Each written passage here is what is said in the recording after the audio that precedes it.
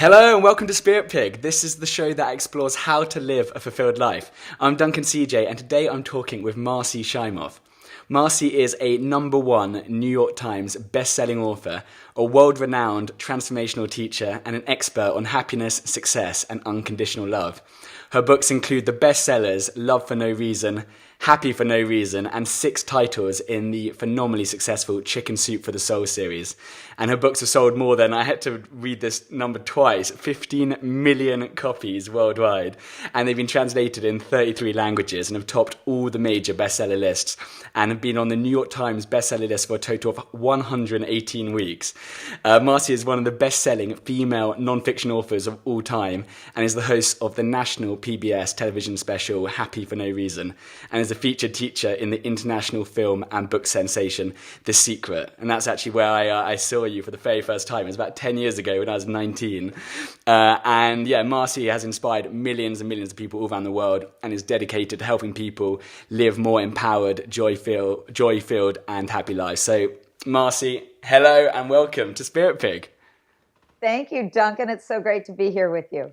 This is, it's really exciting. Like I mentioned just then, I mean, I think that was one of the first books or films which kind of just opened my eyes to a lot of the a lot of these brand new concepts and ideas. I think I was 19. I think my mum gave me the book in my stocking when I was at Christmas, and it was fantastic. But talking about happiness, like most books on happiness tell you to find the things that make you happy and then do more of them. There's nothing wrong with that. That's obviously, that's fine. But what are some of the limitations to this approach?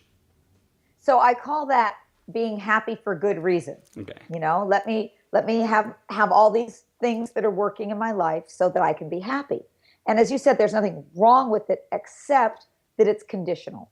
So what happens when you lose that thing? What happens when the economy goes down? What happens when someone gets sick? Then your happiness goes away. So it's temporary. It's not very stable. So what I talk about is something called happy for no reason. And my definition of happy for no reason is an inner state of peace and well-being that doesn't depend on your circumstances. Now, this doesn't mean that you walk around 24/7 with a silly grin on your face or that you're in some Pollyanna state of denial.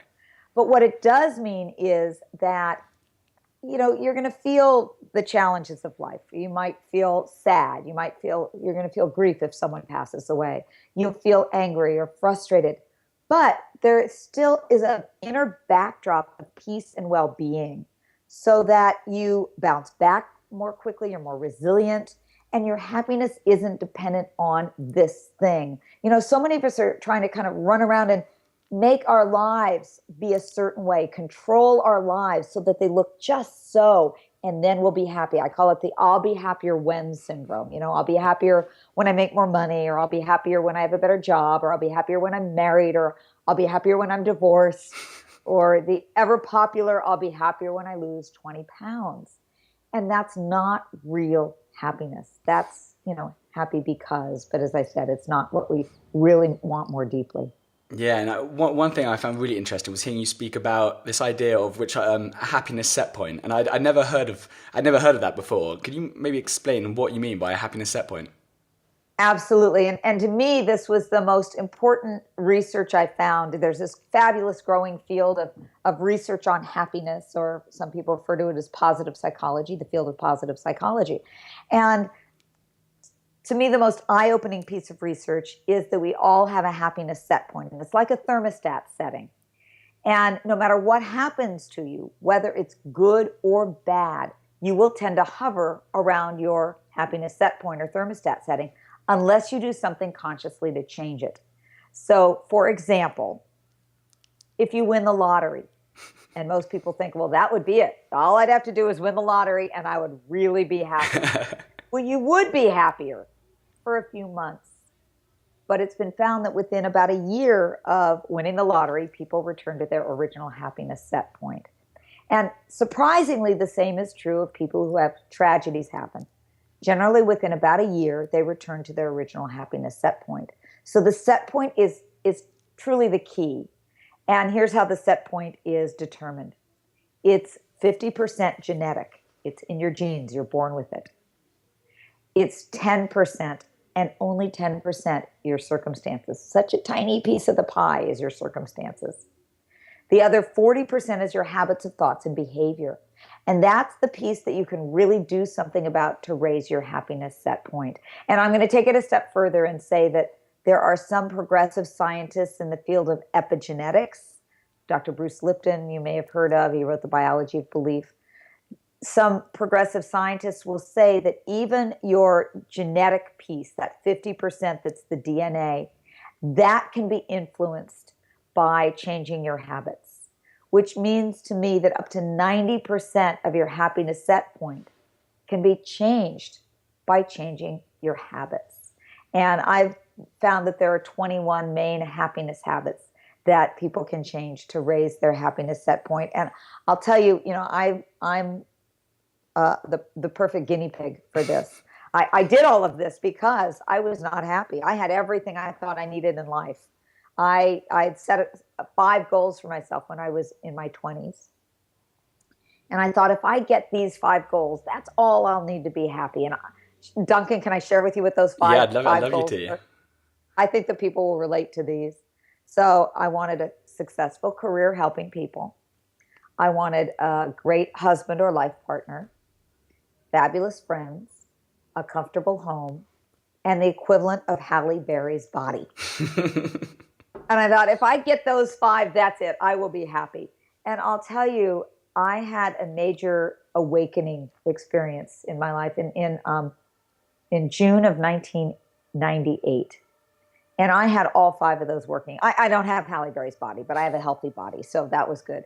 But everything was working. And I was at a peak in my career. I had 3 books in the top 5 on the New York Times bestseller list at the same time. And I just finished giving a speech to 8,000 people. I had autographed 5,432 books. In fact, my client had a massage therapist there massaging my hand every half hour so I didn't get carpal tunnel. I felt like an author rock star. And I remember after autographing that last book, I went up to my hotel room, and a beautiful view of Chicago skyline. It was just exquisite. And I plopped onto the bed and I burst into tears. And I burst into tears because I realized I had everything I thought I ever needed to be happy, and I still wasn't.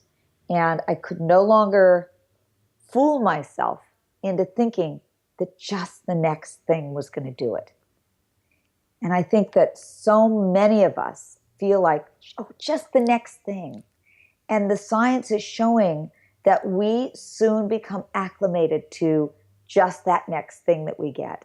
And it lasts, the happiness lasts for just a short period of time.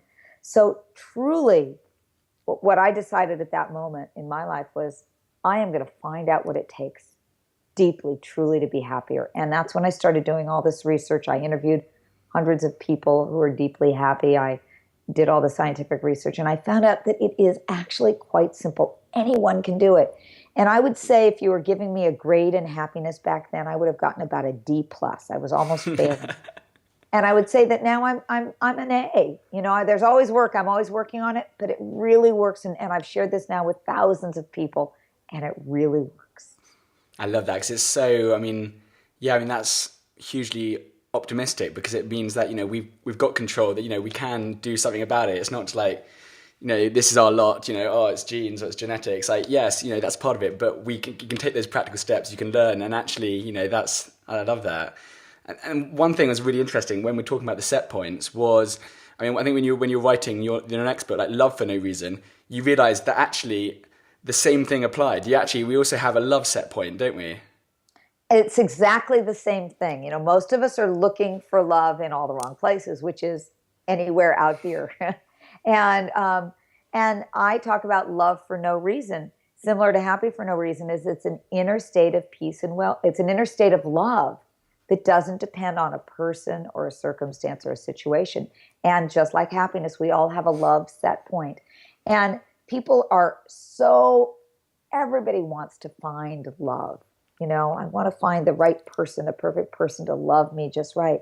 But the reality is, when we don't have a high love set point, we can't let in love. We can't be a receiver of it. We don't feel worthy of it on some level. So it's not about getting the right person out there to love you.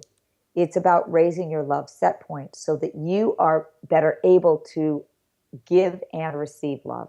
Yeah, and I love that. The idea of a thermostat just makes it so clear, because if suddenly the temperature raises above a certain amount, then you start self-sabotage or whatever, all these little things like that, self-sabotage, or to actually get yourself back to your safety zone, and you shoot yourself in the foot. That's exactly it. And we all know people that they start off and, oh my God, this is it. This is the best. We're so in love. I've got such a great relationship. And it's too much. They're not able to really handle it. And so they do self-sabotage or whatever, and they bring themselves back down to their normal love set point. And you hear the stories over and over again. The next partner, it's the same thing. So if you find yourself in a pattern of not being able, of sabotaging love, then that's a sign that you want to raise your love set point. Mm. And what are and self-love is kind of where it starts. Yeah. What are the main differences between our body's stress response and our body's love response? What are those two things? So this is really cool because, again, this is science. It sounds so ooga booga, love. It sounds like this airy fairy thing. But science has actually found that we have a stress response. And we all know what that feels like. You're stuck in traffic and you're in a stress response, or you're on the phone with somebody who's frustrating and you're in the stress response. And when you're in the stress response, you've got different brain rhythms, different heart rhythms, and a different biochemistry. Likewise, when you're in the love response, when you're in that state of all is well in the universe, your heart is open, things feel great, you have different brain activity, different heart rhythms, and different biochemistry. You have more endorphins, you have more serotonin, you have more oxytocin. Your heart rhythms are going into what's called a heart wave synchronicity or heart wave coherence. And to make this really practical, Duncan, can we do a little exercise that will I move would people love from that. Let's do it. The stress response to the love response? Let's do it. All right. So this, by the way, I learned from a group called the Institute of Heart Math. I was going to ask you about that later, so I'm glad we talked about that. They're the world's leading researchers on happiness in the heart and its response to our health and things like that. And what they've found is that when you're angry for just 5 minutes, it can suppress your immune system for up to 6 hours. But when you're feeling love or gratitude for just 5 minutes, it can strengthen your immune system for 6 hours. So, what we experience during the day has long-term effects on us. So this practice, it's called the inner ease technique, and it's very simple. It's only going to take us 2 minutes to do. Perfect. And what I want you to do is I want you to notice how you feel different at the end of this. And so, Duncan, I'm going to ask you to be my guinea pig. Is that okay? I'm your guinea pig. Let's do it. Okay, good. So it's 3 simple steps. You can do it with your eyes opened or closed, but if you are in a situation where you're able to close your eyes, I invite you to do that because it makes it go a little bit deeper, and I'll close mine too. So let's close our eyes. And the first step is to simply place the palm of your hand on your heart. Now, this simple act of putting your hand on your heart starts the flow of a chemical called oxytocin. And oxytocin is dubbed the love hormone because it's what we have more of when we feel bonded or connected with each other, when we're feeling more love. So, for example, women who are breastfeeding, they have lots of oxytocin. Or when we make love, we have lots of oxytocin. But just sitting like this with your hand on your heart is stimulating the flow of oxytocin in your body. Now, the second step is to imagine that you're breathing in and out through your heart. So you can either picture that for those of you who are visual, or you can just feel it. Just imagine that your breath on every inhale is going into your heart, and on every exhale is going out of your heart. at your own pace, breathing into your heart, exhaling out of your heart. And you may already start to notice that you feel different physically or emotionally or both. And finally, the last step is on each inhale, imagine that you're breathing in love, peace, inner ease. Your exhales can just be normal, exhaling as though it's breathing out of your heart. But on your inhales, breathe into your heart, love, peace, inner ease. And you can either just feel that, you can remember a time when you felt that, or you can just internally say the words to yourself and it will have the effect. Breathing into your heart, love, peace, inner ease. Exhaling out of your heart. One more time, breathing in deeply into your heart, love, peace, inner ease. And on the exhale, you can slowly take your hand away from your heart. And when you feel ready, you can slowly open your eyes. And just notice, just ask everyone, I hope you all did that with us, because watching us do it was not anywhere near as fun as doing that. Notice how you feel in your body right now. Notice if you feel any different than you did a couple of minutes ago. And notice how you feel emotionally. Do you feel any different than you did a couple minutes ago? And now we're going to go to our guinea pig, Duncan, and tell us, how do you feel any different physically or emotionally? Yeah, I feel like, even though it was only a minute or 2 minutes, I feel like I've just done a really deep meditation. It felt like, because often it takes me, a while to actually, get deep, and sometimes your mind's racing. But I don't know if it was guided or what, but it was just, my whole body is completely just relaxed, like calm. I feel very centered and very just, my mind is completely clear. Like, it's no racing, but it's just, I feel very just centered, relaxed, calm, and it's quite peaceful. Beautiful. So all of those that you just mentioned, calm, centered, peaceful, relaxed, all of those are symptoms of being in the love response. So other things that people may feel, they may feel more grounded, they may feel just more love, they may feel physical sensations. Some people feel a warmth in their heart. Some people feel tingling in their hands and their feet. Tingling, we say. All of those are symptoms of moving into the love response. Now, here's what's so cool about this. And I love that you had a really, that it went deep fast. Most of us don't have a lot of time these days.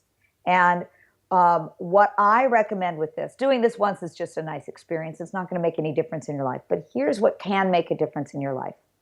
If you do this 2 or 3 times a day for the next 2 weeks, what you'll do is you'll start to habituate your body to being more and more in the love response.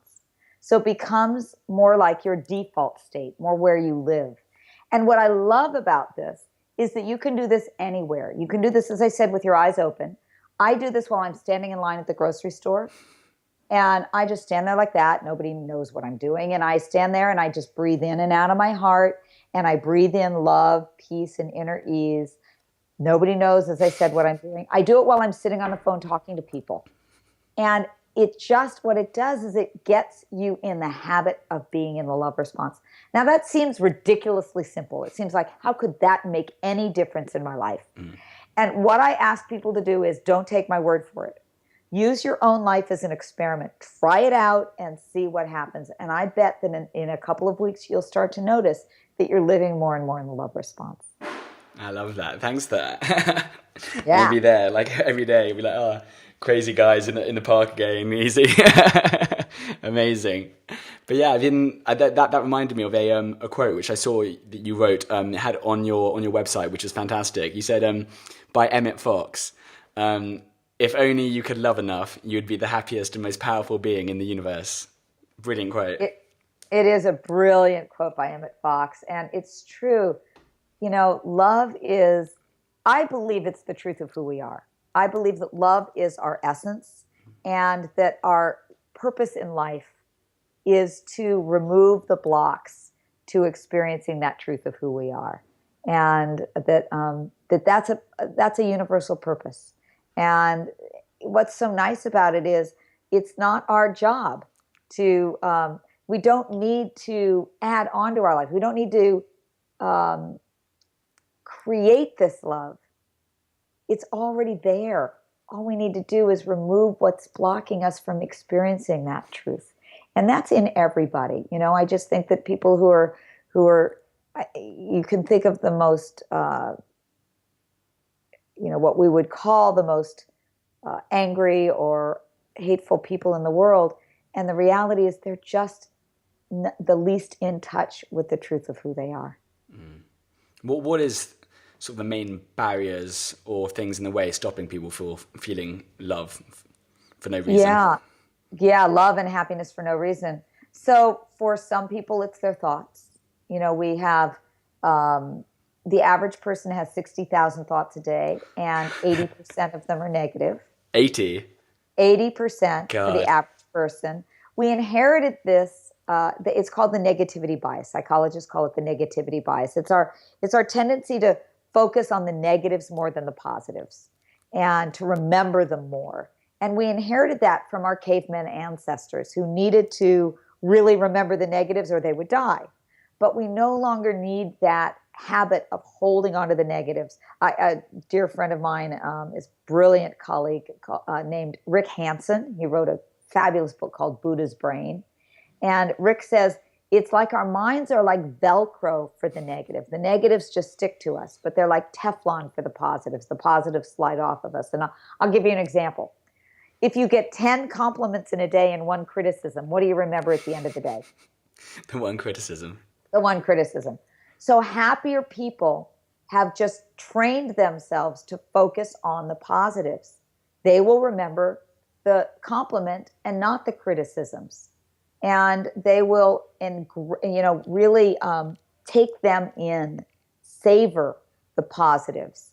One of the simple things from the research on happiness that's been shown to really work is if you keep a gratitude journal where you write down 5 things every day that you're grateful for before you go to sleep, within 1 month, you will have raised your happiness set point.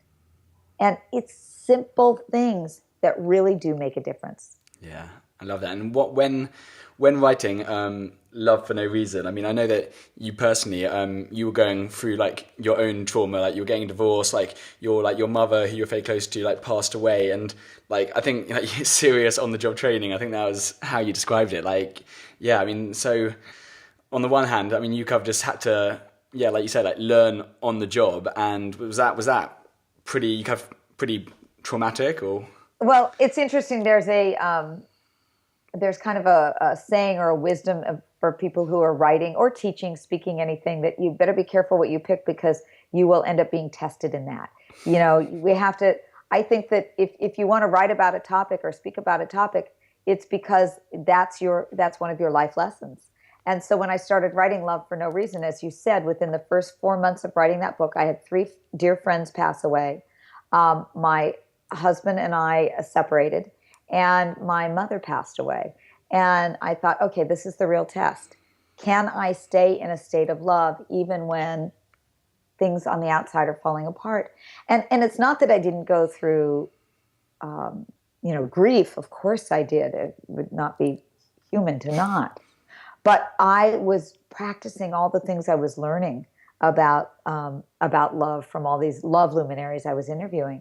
And it got me through that so much more powerfully and beautifully. And I feel like for the most part, I feel like I live in a state of love. And matter of fact, a couple of years ago, I started waking up every morning going, oh my God, my life is a miracle. I just felt like miraculous things would happen every day. And I actually started teaching a program called Your Year of Miracles. And it's about how to live a miraculous life, how to feel like miracles are happening in your life every day. So that's kind of my new thing that I'm really excited about is living a miraculous life. And I believe that that is the birthright for each of us. That's amazing. And we end up all our interviews with a couple of speed round questions. What does a fulfilled life mean to you? A fulfilled life means to me that I am living the life that I was put on this planet to live. And that is meaning I'm aligned with the work that I'm supposed to be doing. I'm inspired. It has meaning for me. I feel a deep inner state of happiness and well-being, and I feel love. And to me, all of that put together is living a miraculous life. And as I've said before, it's absolutely what I believe each of us is on the planet to live.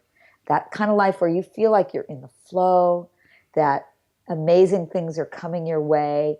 You're not doing it all, that the universe is living through you. And I know it may sound like kind of wildly woo-woo, but it's really practical. It's like the person that you meet at the coffee shop or on the airplane is exactly the person that has the answer to the question that you've got or whatever. You're just in the flow of life.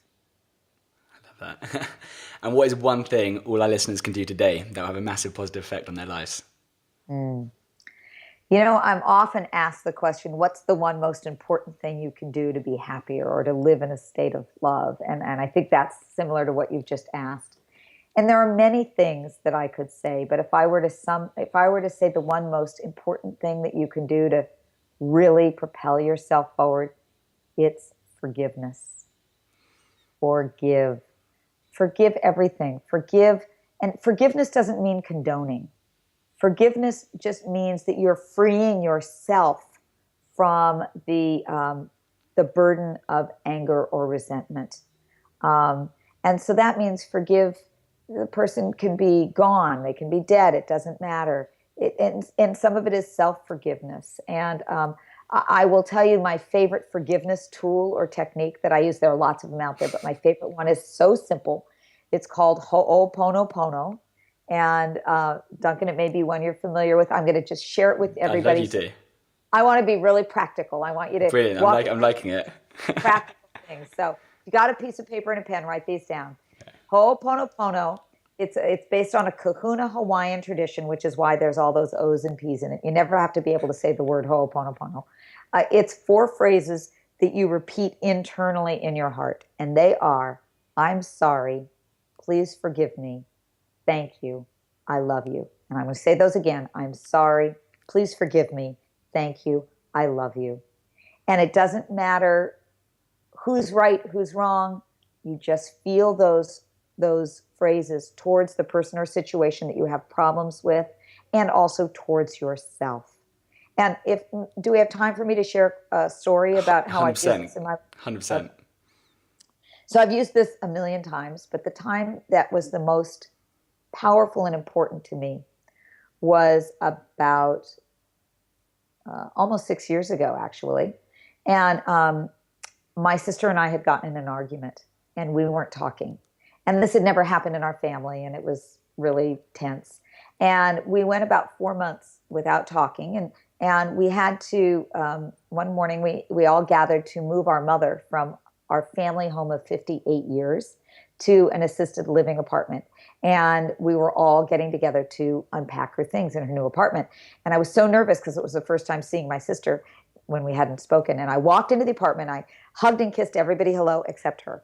She and I ignored each other. She was off in the kitchen unpacking. We went through the whole morning ignoring each other, and you could feel the tension in the air. You could cut it with a knife. It was awful. And after about 3 or 4 hours of this, I couldn't take it anymore. So I left, and I went to my car to meditate and just kind of take a break. And I remembered Ho'oponopono. So I sat in my car, and I did that towards her. I just felt towards her, I'm sorry, please forgive me, thank you, I love you. And towards myself as well. And I did that for about 5 minutes. And I suddenly felt this wave of love come over me. And I realized that my sister wasn't mad at me for what had happened 4 months earlier, but it was a lifetime of stuff. And for the first time ever, I got it. And I got it from her point of view. And I felt so much love and compassion for her that I felt flooded with love. So I went back into the apartment and I decided not to say anything to anybody. And I just went back in and I continued unpacking my mom's things. And not more than 3 minutes of me being back, my sister came over to me totally out of the blue, grabbed me by the hand, said, "Come on, Marci, let's go unpack mom's closet together," which is what we did. An hour later, we're at lunch. My sister hands me her baked potato and says, "Marci, you have mine. You like these more than I do." And I was so shocked by this sudden change in her that I pulled my brother aside and I said, "Okay, what did you say to her?" And he said, "Marci, nobody said anything. We have no idea what has just happened." Well, Duncan, that was the beginning of an entirely new relationship that I now have with my sister. And thank God it happened when it did, because 9 months later, my sister and I found ourselves standing in that same closet of our mother's, but this time we were packing up mom's things because she had just died unexpectedly. And thank God we had that healing. And I say this story because I know that everybody listening has someone in their life that they need to do some more forgiveness with, or even yourself. It may be yourself. And so again, I invite you to, don't take my word for it, but try this out as an experiment and see what happens. I have heard thousands of stories from people who have used this and have just had amazing results. So try it out. That is an incredible story. I'm going to be telling everyone about that as well. I'm going to be personally doing that as well. So thank you for that. That was amazing. And are there any books or resources which have changed or had a massive impact on you? Oh my God, so many. And there's always new ones every moment. I would be remiss if I didn't mention the one by my mentor, Jack Canfield, The Success Principles. I think he's got 64 of the success principles in there. And I think there's nothing that he hasn't covered in that. I love that book. I love a book by Michael Singer called The Untethered Soul. I think it's an exquisite book. Marianne Williamson's work. Marianne is just, I think, brilliant and amazing and transformative. A Return to Love I read many years ago and it was huge for me, and she has all kinds of new work out there. I'm constantly taking courses and I'm a fan of so many people's work. In fact, there's a woman that I doubt many people have heard of, but I highly recommend. I've worked with her for a number of years, named Tiziana de la Rovere, and her work is called The Sacred Lovers Within. And it's about integrating the masculine and feminine in both of us and having that sacred union within. So you can Google Sacred Lovers Within and you'll see Tiziana's website. So there's great work out there. And what I've seen is that the people who are happiest and most fulfilled are constant learners, and they're always, always open to new things. That's incredible. And last but not least, where can we send people? How can people find out more about you, your work, everything? Oh, great. So the two places are happyfornoreason.com, and that has all my work on happiness. So it's very simple, happy4, F-O-R, noreason.com. And then the work on living a miraculous life, you can go to youryearofmiracles.com, youryearofmiracles.com. Marci, thank you so much for talking to me today. This has been one of my, I loved the practical elements that you bring into it, and it was just, and the stories, I mean, it was incredible. Thank you. Thank you. And Duncan, I always love to end with a quote. Brilliant. Can you indulge me? So I end with this quote. It's a Chinese proverb, and it sums up why I care so much about each of us feeling that love and happiness inside. It goes like this. It says, "When there is light in the soul, there will be beauty in the person. When there is beauty in the person, there will be harmony in the house. When there is harmony in the house, there will be order in the nation. And when there is order in the nation, there will be peace in the world." And my prayer and my wish for each one of us is that we feel that light in our hearts and souls. And through that, we help create more peace here on this planet of ours. Thank you. Thank you, Duncan. Great to be with you. You're a bright light on the planet. Try my best. We'll talk soon. Thanks so much again. Thank you.